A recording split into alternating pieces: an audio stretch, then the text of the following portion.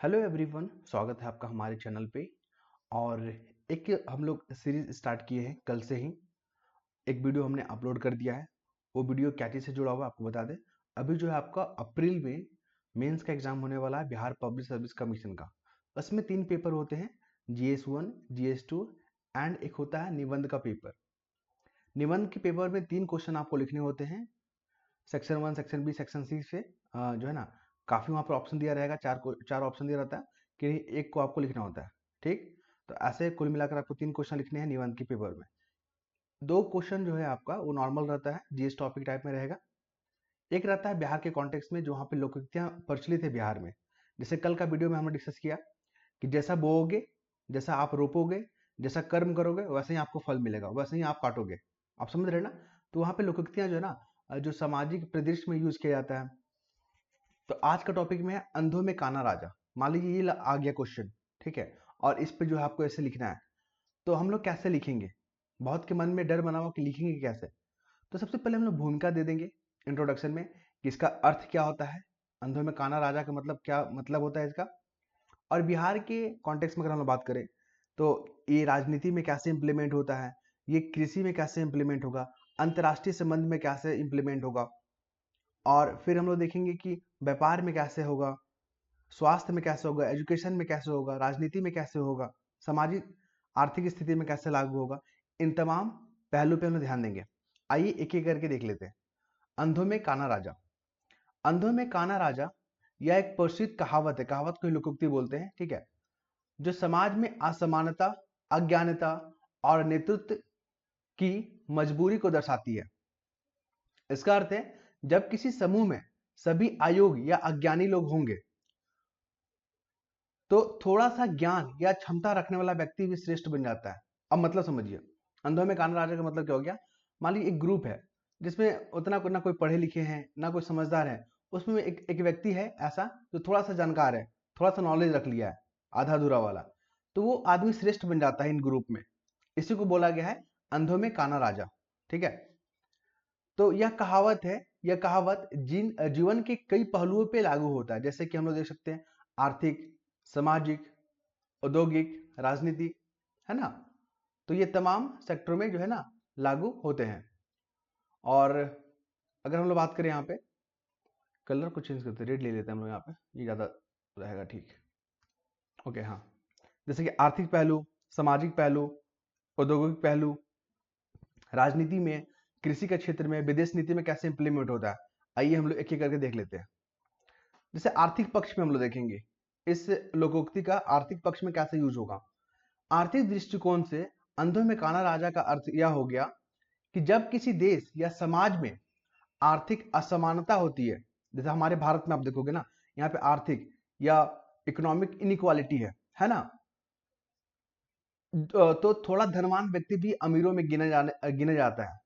भारत जैसे विकासशील देशों में यह स्थिति देखने को मिलता है, जहां कुछ व्यक्ति या कंपनी अपने अल्प संसाधन के बावजूद, कम संसाधन है बावजूद श्रेष्ठ स्थान प्राप्त कर लेते हैं, क्योंकि बाकी समाज संसाधनों से वंचित है।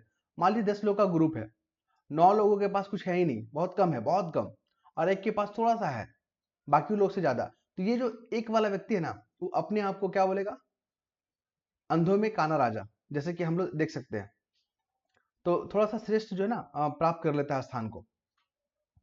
एग्जाम्पल देखिए, जैसे कि छोटे शहरों में जहां व्यापार का अधिक विकास नहीं हुआ है, एक साधारण व्यवसायी भी बहुत प्रभावशाली माना जाता है। ठीक है, किसी आर्थिक मंदी में भी जिसके पास थोड़ा संपत्ति है और वे बाकी लोगों की तुलना में अधिक समृद्ध माने जाते हैं। ठीक है, बाकियों के मुकाबले में आपके पास अगर थोड़ा सा अधिक है तो आप श्रेष्ठ हो गए, आप धनवान हो गए। तो यही हो गया अंधों में काना राजा। इसको हम लोग देख लिए इकोनॉमिक पृष्ठभूमि में देखें।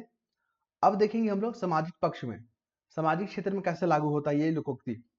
समाज में भी यह कहावत लागू होती है यदि किसी समाज में जागरूकता या शिक्षा का अभाव है। मान लीजिए समाज में जागरूकता है ही नहीं, शिक्षा एजुकेशन भी नाम मात्र का है, तो थोड़ा शिक्षित व्यक्ति भी अपने आप को विद्वान और मार्गदर्शक समझने लगता है ना। यही हो गया अंधों में काना राजा। सामाजिक रूप से कमजोर वर्गों में अवसर थोड़ी सी भी अधिक जानकारी या प्रभाव रखने वाला व्यक्ति अपने आप को प्रमुख बना लेता है। ठीक है, चलिए एग्जाम्पल देखते हैं हम लोग, जैसे कि ग्रामीण क्षेत्रों में यदि किसी व्यक्ति ने केवल हाई स्कूल की शिक्षा प्राप्त की है, हाई स्कूल, ठीक है, क्लास 10 तक ही पढ़ा है, तो उसे समाज में बुद्धिजीवी माना जाने लगता है। यही हो गया अंधों में काना राजा।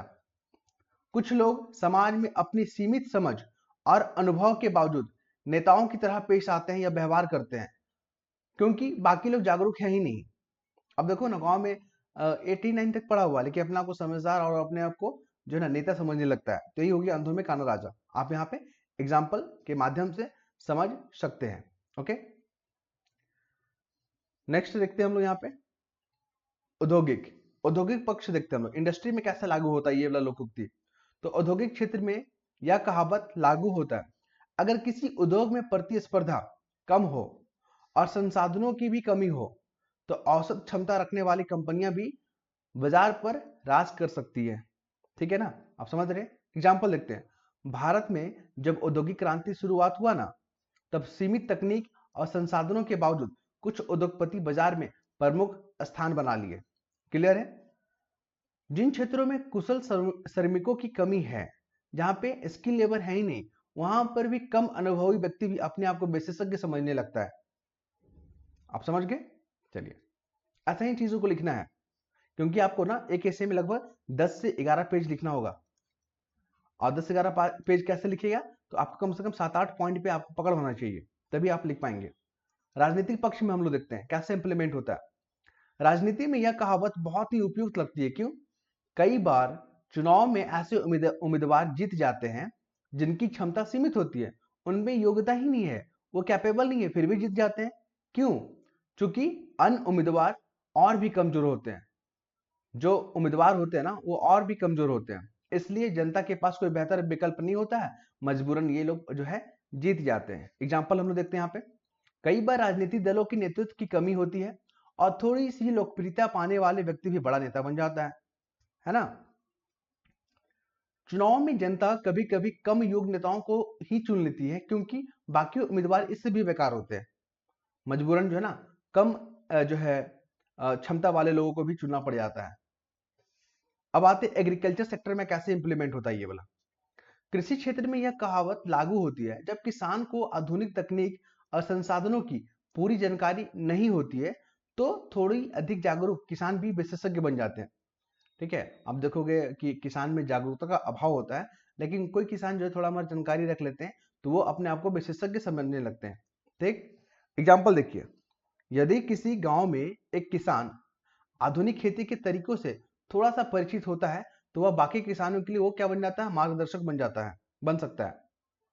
सरकारी योजनाओं की जानकारी ना होने के कारण कई किसान नुकसान उठाते हैं, जबकि कुछ जागरूक किसान इन योजनाओं का लाभ उठाकर आर्थिक रूप से आगे बढ़ते हैं। क्लियर है। ये हो गया अंधों में काना राजा। नेक्स्ट मूव कर यहाँ पे विदेश नीति में कैसे होता है। विदेश नीति में देखेंगे या अंतरराष्ट्रीय नीति में देखेंगे या अंतरराष्ट्रीय कूटनीति में देखेंगे, ये जो लोकोक्ति है कैसे इंप्लीमेंट हो रहा है। अंतरराष्ट्रीय संबंधों में भी यह कहावत लागू होता है। कैसे? जब कुछ देश आर्थिक, सामरिक, कूटनीतिक, रणनीतिक रूप से कमजोर होते हैं, तो थोड़ी ताकत रखने वाला देश भी प्रभावशाली बन जाता है। एग्जाम्पल, वैश्विक राजनीति में ऐसे देश जो सैन्य या आर्थिक रूप से मध्यम दर्जे के हैं, ठीक है, सैन्य और आर्थिक रूप से क्या है, मध्यम दर्जे के हैं, वे कमजोर देशों पर अपना प्रभाव बना सकते हैं। ठीक है, कई छोटे देश अंतरराष्ट्रीय संगठनों में अपनी सीमित शक्ति के बावजूद महत्वपूर्ण भूमिका निभाते हैं, तो विदेश नीति में ऐसे यूज होता है। क्लियर है। जैसे कि आप ग्लोबल साउथ के एग्जांपल दे सकते हैं, भारत अभी लीड कर रहा है ना। फिर यहाँ पे बात करें निष्कर्ष में, देखते हैं हम लोग इस कहावत से क्या सीखे, इस लोकोक्ति से हम लोग क्या सीखे। देखिए, अंधों में काना राजा की जो कहावत है, इसी को लोकोक्ति बोलते हैं, हमें यह समझाती है कि किसी भी क्षेत्र में यदि अक्षम या अज्ञानी होते हैं, थोड़ा सा ज्ञान या योग्यता रखने वाले व्यक्ति भी श्रेष्ठ बन जाता है। ओके, यह विचार विभिन्न क्षेत्रों में लागू होता है, चाहे वो आर्थिक क्षेत्र हो, सामाजिक क्षेत्र हो, औद्योगिक क्षेत्र हो, राजनीतिक क्षेत्र हो, कृषि हो या अंतरराष्ट्रीय संबंध हो। यह कहावत हमें यह भी सिखाती है कि हमें अपने ज्ञान और योग्यता को बढ़ाने का प्रयास करना चाहिए, है ना, ताकि समाज में वास्तविक योग्यता का नेतृत्व मिल सके। जो वास्तविक योग्यता है ना और नेतृत्व है, उसके उसको स्थान मिल सके, न कि अज्ञानी को, अक्षमता वाले लोगों को। समाज के सभी वर्गों को सशक्त बनकर ही हम इस स्थिति से बच सकते हैं जहां सीमित क्षमता रखने वाला व्यक्ति केवल इसलिए सफल हो जाता है क्योंकि बाकी लोग भी कमजोर होते हैं वहां पे, है ना। चलिए एक और हम लोग लेते हैं यहाँ पे, राम मिलावल जोड़ी एक अंधा और एक कोढ़ी। ठीक है, ये भी कहावत जो है ना लोकोक्ति बिहार में काफी फेमस है। बिहार में आपने देखा होगा ना, कई भाषा वहां पर है, जैसे कि मैथिली हो गया, हिंदी हो गया, मगही हो गया, भोजपुर हो गया, अंगिका हो गया। तमाम लैंग्वेजों में आपको लोकोक्तियां देखने को मिलेगा। इस लोकोक्तियां का फायदा क्या है कि वो हमारे समाज में क्या प्रचलित है, हमारा समाज किस तरह काम करता है, हमारी जो समाज है उसकी क्या आचार विचार का मेथड है, वहां पे ये चीज जानने को मिलता है, वहां पे संस्कृति क्या है ना। तो चलिए, राम मिलावल जोड़ी और एक अंधा एक कोढ़ी का मतलब क्या हो गया, दो कमजोर पक्ष, है ना। सपोज कि एक व्यापारी है, एक जैसे कि स्टार्टअप एग्जांपल लेते हैं, स्टार्टअप के पास क्या होता है, आइडिया होता है ना, लेकिन संसाधन नहीं होता है। और एक लेते हैं बड़ा उद्योग, बड़ा उद्योग लिए ना, बड़ा उद्योग के पास क्या होता है, संसाधन होता है, लेकिन सपोज कीजिए आइडिया नहीं है इनके पास, है ना।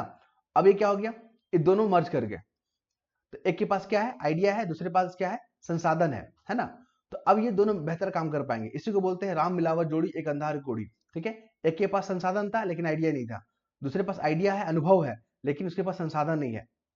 तो अब देख रहे हो दोनों मिलेगा तो बेहतर परिणाम मिल सकता है। इसी कॉन्टेक्स्ट में देखते हैं हम लोग, जैसे कि राम मिलावल जोड़ी एक अंधा और कोढ़ी, या कहावत या लोकोक्ति जीवन की वास्तविकता को दर्शाती है, जहां दो कमजोर व्यक्ति भी एक साथ आकर दूसरे की कमियों को पूरा करते हैं। इसमें कमी था, इसमें भी कमी था, इसमें भी कमी था, दोनों पूरा हो गया ना, दोनों कमजोर पक्ष आके मिले तो दूसरों की कमियों को पूरा करते हैं।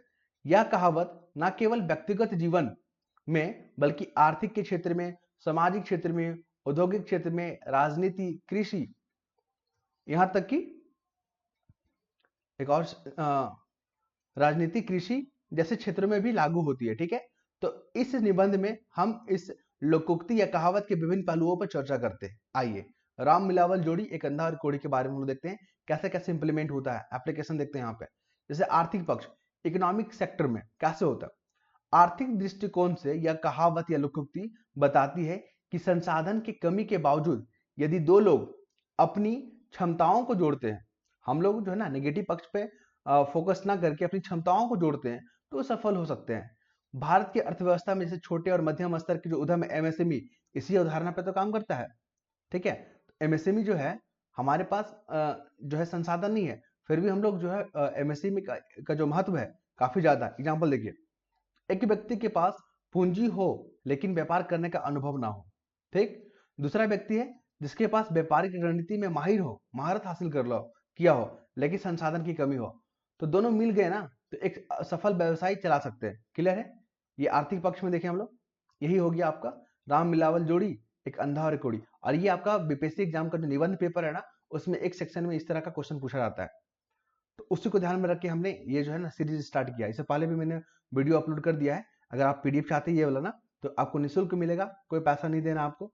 ठीक है, बस करना क्या है, वीडियो देखना है और उसके अंत में जो है आपको लिंक मिलेगा कमेंट बॉक्स में, वहां क्लिक करना है और आपको टेलीग्राम से जुड़ जाना है, और ये पीडीएफ को हम वहां पे सेंड कर देते हैं। कल से ही स्टार्ट किए हैं, ज़्यादा देर नहीं हुआ है।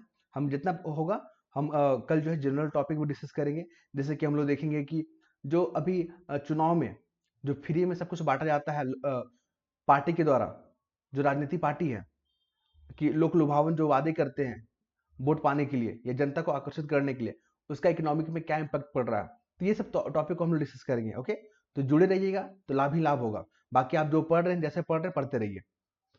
फिर हम लोग बात करेंगे स्टार्टअप कंपनी के बारे में। देखिए कैसे एग्जाम्पल है स्टार्टअप का, भारत में कई स्टार्टअप कंपनियां ना बड़े उद्योगों के साथ सहयोग प्राप्त करके जो है अपनी जगह बना रही है, तो ये भी एग्जाम्पल दे सकते हैं, क्योंकि स्टार्टअप के पास आइडिया होता है, अनुभव होता है, लेकिन संसाधन नहीं होता है, पैसा नहीं होता है।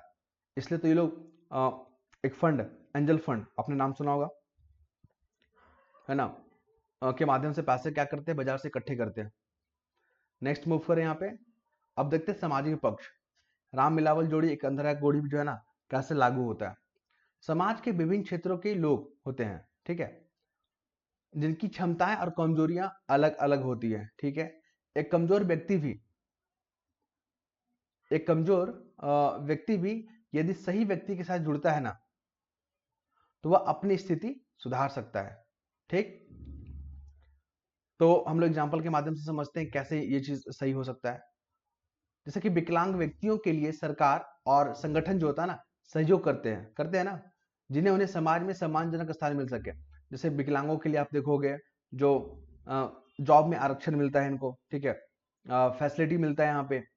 आप देखोगे जो भी पब्लिक जो इंफ्रास्ट्रक्चर है वहाँ पे विकलांगों के लिए अलग स्पेशल सुविधाएं होती है। तो ये सब जो है ना, विकलांग व्यक्तियों को सम्मानजनक जो है यहाँ पे स्थान दिलाया जाता है हमारे समाज में। तो ये हो गया।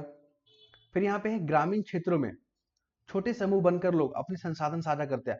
आप सेल्फ हेल्प ग्रुप को देख सकते हैं यहाँ पे, एफ फूड प्रोड्यूसर ऑर्गेनाइजेशन को देख सकते हैं। यहाँ पे क्या होता है, छोटे छोटे समूह बनाकर अपने जो है संसाधन को साझा कर, ठीक है, अपने अनुभव को साझा कर अपने व्यवसाय को, अपने कामों को सफल बनाते हैं ग्रामीण क्षेत्रों में, आपने देखा ही होगा। अब आते हैं यहाँ पे औद्योगिक क्षेत्र में ये कैसे इंप्लीमेंट होता है। उद्योग जगत में भी इस कहावत या लोकोक्ति का गहरा प्रभाव है। किसी भी उद्योग को सफलतापूर्वक संचालित करने के लिए विभिन्न प्रकार की विशेषज्ञता की आवश्यकता होता है, स्पेशलिस्ट। ठीक है, एग्जाम्पल देखिए यहाँ पे, एक कंपनी उत्पाद निर्माण में सक्षम हो सकती है, ठीक है, लेकिन उसके पास मार्केटिंग का नॉलेज ही नहीं है, तो फिर व्यवसाय कैसे सफल होगा, नहीं होगा ना। लेकिन दूसरे के पास कंपनी के विपणन में जो है ना महारत हासिल कर ले हैं, लेकिन उसके पास उत्पादन करने का साधन नहीं है। अब क्या हो गया, दो पक्ष पार्टी यहाँ पे, दोनों का कुछ कुछ कमियां हैं, दोनों को मर्ज कर दीजिए। अब कंपनियां मिलकर एक सफल साझेदारी बन सकती है। ठीक है, एक को क्या आता है, मार्केटिंग आता है, एक को प्रोडक्शन आता है, तो दोनों जो प्रोडक्शन करके मार्केटिंग कर लेंगे वो लोग। फिर हम लोग देखते हैं यहाँ पे भारत के विभिन्न उद्योगों में बड़े और छोटे उद्योगों के बीच सहयोग देखने को मिलता है ना, जिससे अर्थव्यवस्था को बल मिलता है हमारा। अब आते हैं राजनीतिक पक्ष, यहां पर कैसे लागू होता है। राजनीति में भी यह कहावत लागू होती है। कैसे, कोई भी राजनीतिक दल अकेले सत्ता में नहीं आ सकता। जैसे गठबंधन वाला आपने एग्जाम्पल देखा होगा, गठबंधन में क्या होता है, विभिन्न जो है दलों के साथ यहाँ पे सामंजस्य बनाया जाता है। जैसे राजनीति में यह कहावत लागू होती है और विभिन्न गुटों और समुदायों का समर्थन चाहिए होता है गठबंधन सरकार के लिए। देखा ना आपने, उदाहरण, गठबंधन सरकार में विभिन्न दल एक साथ आकर, जो विभिन्न दल होते हैं एक साथ आकर, जैसे अभी इंडिया बना हुआ है कांग्रेस का नेतृत्व में, इंडिया बना हुआ ना, एनडीए है बीजेपी के नेतृत्व में, तो कैसे जो ना छोटे छोटे दल आपस में मिलकर गठबंधन किए हुए हैं, तो बागडोर संभाल रहे ना देश का। अंतरराष्ट्रीय राजनीति में भी कई छोटे छोटे देश मिलकर एक मजबूत संगठन बने हुए, जैसे कि ग्लोबल साउथ। उसमें कौन कौन सा देश है ग्लोबल साउथ में, जो अंडर डेवलपिंग कंट्री है, जो पिछड़े देश है, उसका एक ग्रुप है, लेकिन एक मजबूत संगठन बने हुए ना, जो कि भारत इसको लीड कर रहा है। और ग्लोबल साउथ में जो भी मेंबर हैं उनका अब आवाज बन के भारत वहां पे उभर रहा है। तो ये भी यहाँ पे एग्जाम्पल देख सकते हैं। कृषि सेक्टर में देखते हैं कैसे, आपने कृषि सेक्टर में सरकार ने जो 10,000 का लक्ष्य रखा है, 10,000 एफपीओ रखा है ना, किसानों के बेहतरी के लिए। यहाँ पे क्या होगा कि जो किसान है आपस में ग्रुपिंग करेंगे, अपने अनुभव को साझा करेंगे, अपने अनुभव के आधार पर मार्केटिंग करेंगे, प्रोडक्शन करेंगे, ताकि वहां पे सही कीमत मिल सके किसानों को अपने उपज का। आइए इस कॉन्टेक्स्ट में देखते हैं। भारत का कृषि क्षेत्र भी इस कहावत या लोकोक्ति का उदाहरण प्रस्तुत करता है। एग्रीकल्चर सेक्टर में कैसे इंप्लीमेंट हो रहा है ये कहावत। किसानों के पास यदि संसाधन और ज्ञान सीमित हो तो वे मिलकर अपनी स्थिति को सुधार सकते हैं। ठीक है, एफपीओ का एग्जांपल दे दीजिएगा यहाँ पे, फूड प्रोड्यूसर, ठीक है, फार्मर प्रोड्यूसर ऑर्गेनाइजेशन जो होता है। सहकारी समितियां के बारे में देख लिया, कॉर्पोरेटिव सोसाइटी किसानों को एक मंच प्रदान करती है जहां वे संसाधनों को साझा करके लाभ प्राप्त कर सकते हैं। ठीक है, कुछ किसान आधुनिक तकनीकों को अपनाते हैं और दूसरे को सिखाकर पूरे क्षेत्र में कृषि उत्पादकता बढ़ाते हैं। तो अच्छा एग्जाम्पल ये वाला। नेक्स्ट मूव करते हैं, विदेश नीति में या अंतर्राष्ट्रीय कूटनीति में या अंतर्राष्ट्रीय संबंध में कैसे ये प्रभाव होता है। अंतर्राष्ट्रीय संबंध में भी यह कहावत लागू होती है। कैसे, जब कुछ देश आर्थिक, सामरिक और कूटनीतिक रूप से कमजोर होते हैं ना, तो वे अन्य देशों के साथ गठबंधन करके अपनी स्थिति मजबूत करते हैं। जैसा कि नाटो आप देखते हो, यहाँ पे 49 देश है यहाँ पे, है ना। ब्रिक्स है, आप ब्रिक्स देख रहे हो, यहाँ पे कई देश यहाँ पे संगठन किए हुए हैं। G20 देख रहे हैं ना। तो यहाँ पे जो है आपस में सहयोग करके अपने हितों को यहाँ पे साधते हैं। ओके, जैसे कि यहाँ पे एग्जांपल देखिए, कई छोटे देश अंतरराष्ट्रीय संगठनों का हिस्सा बनकर अपनी सुरक्षा और अपनी स्थिरता को, यहाँ अपनी आर्थिक स्थिरता को सुनिश्चित करते हैं। जैसे कि इंडो पैसिफिक इकोनॉमिक फ्रेमवर्क, यहाँ पे आपको देखने को मिलेगा, करीब 14 कंट्री है इसमें, भारत भी इसका मेंबर है। अमेरिका भी है, कई तमाम देश हैं जो वहाँ पे एशिया के कंट्री है, वहाँ पे व्यापारिक समझौतों के तहत देश एक दूसरे की कमजोरियों को पूरा करते हैं। ठीक है, आपने देखा होगा फ्री ट्रेड एग्रीमेंट, है ना, तो दो देशों के बीच में होता है। आपके यहाँ जो प्रोडक्ट है आप हमारे यहाँ बेच लीजिए, और मेरे यहाँ जो प्रोडक्ट है वो आपके यहाँ बेच लेंगे, है ना, इसको फ्री ट्रेड एग्रीमेंट होता है। अब आते हैं निष्कर्ष, अंत में निष्कर्ष लिखना होगा। राम मिलावल जोड़ी एक अंधा और एक कोढ़ी का कहावत या लोकोक्ति यह दर्शाती है कि दो कमजोर व्यक्ति एक साथ आए तो अपनी कमियों को दूर करके सफलता प्राप्त कर सकते हैं। ठीक है, यह विचार विभिन्न क्षेत्रों में लागू होता है, चाहे वह आर्थिक हो, चाहे वह सामाजिक हो, औद्योगिक हो, राजनीति हो, कृषि हो, अंतर्राष्ट्रीय संबंध हो। ओके, तो हमें इससे क्या सीख मिलता है? हमें इससे यही सीख लेना चाहिए कि परस्पर सहयोग और समन्वय पर ध्यान देना। जैसे हमारा भारत का कॉन्सेप्ट क्या है, वसुधैव कुटुंबकम, है ना। हम लोग चाहते हैं कि पूरा देश जो है ना, पूरा जो विश्व है प्रगति करे, सिर्फ भारत ही प्रगति ना करे, पूरा विश्व प्रगति करे। तो इस कहावत से हम सीख ले सकते हैं कि परस्पर सहयोग और समन्वय पर ध्यान देना चाहिए, जिससे कि समाज और राष्ट्र का सर्वांगीण विकास हो सके। तो ये सब जो जो है ना आपका जो यहाँ पे लोकोक्ति है ना, काफी इंपॉर्टेंट है, क्योंकि अभी आप देख रहे होगे अंतर्राष्ट्रीय स्तर पे कि रसिया यूक्रेन युद्ध चल रहा है, इसराइल हमास युद्ध चल रहा है, अमेरिका ईरान चल रहा है, ट्रेड वार चल रहा है। तो यहाँ पे क्या होता है, अंतर्राष्ट्रीय तनाव की स्थिति बन गया, और उस लिहाज से ये टॉपिक काफी इंपॉर्टेंट है, क्योंकि यहाँ पे सहयोग की बात कर रहा है। ठीक है, क्योंकि हर देश में कुछ ना कुछ कमियां होती है। जैसे अमेरिका में देखोगे तो वहाँ पे कैपिटल है, टेक्नोलॉजी है, लेकिन नेचुरल रिसोर्स नहीं है वहाँ पे। आप हमारे भारत में देख लो या ग्लोबल साउथ वाला कंट्री में देख लो, यहाँ पे नेचुरल रिसोर्स है लेकिन कैपिटल नहीं है, और यहाँ पे टेक्नोलॉजी नहीं है। तो क्या होगा, यहाँ पे एक दूसरे को यहाँ पे मर्ज करना होगा ना। ओके, तो ये सब चीज हो गया, और नेक्स्ट वीडियो में हम लोग या नेक्स्ट टॉपिक में हम लोग दूसरे टॉपिक को लेकर आएंगे। तो आप लोग ऐसे ही बने रहिएगा, और हाँ, अपना फीडबैक दीजिएगा। और ये पीडीएफ आपको टेलीग्राम जो है चैनल पे हमारा आपको फ्री में अवेलेबल है, आप ज्वाइन हो सकते हो वहाँ पे, लिंक हमारा कमेंट बॉक्स में रहेगा। और सुबह में जो है हम लोग जनसत्ता भी कवर करते ही हैं, जनसत्ता इंपॉर्टेंट होता है एग्जाम के लिहाज से। अभी आपको देखने को मिलेगा कि प्रीलिम्स में कैसे क्वेश्चन पूछा जाता है, वो टॉपिक उठाते हैं हम लोग पेपर से। फिर मेंस में कैसे क्वेश्चन पूछा जाता है, मैपिंग को हम लोग वहाँ पे कवर करते हैं। तो लगभग मिला जुला के आपको जो है हेल्प कर ही देगा ही। ठीक है, चलिए नेक्स्ट वीडियो मिलते हैं, धन्यवाद।